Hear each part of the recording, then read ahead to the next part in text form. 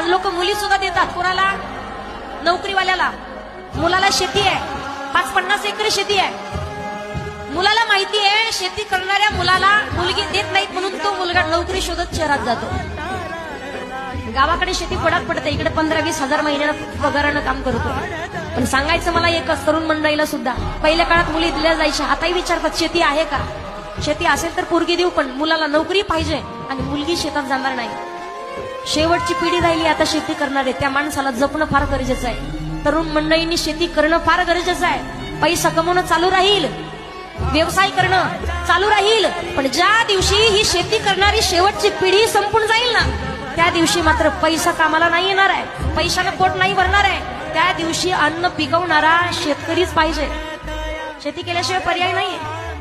पोट कसं भरवलं जाणार आहे? 1.5 लाख रुपये पगार आहे, 10,000 रुपये खाऊन दाखवा म्हणा कोणा.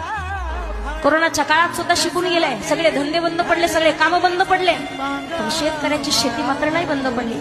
शेवटची पिढी आहे, म्हातारी माणसं अजून आहेत, लुगड्यावाले, फेट्यावाले, नाट्यवाले दिसतात आपल्याला. शेवटची पिढी आहे, डोक्यावरती पाठी घेऊन सकाळी सकाळी घरातली कामं करून जे शेतामध्ये जाऊन दिवसभर काबाड कष्ट करतात.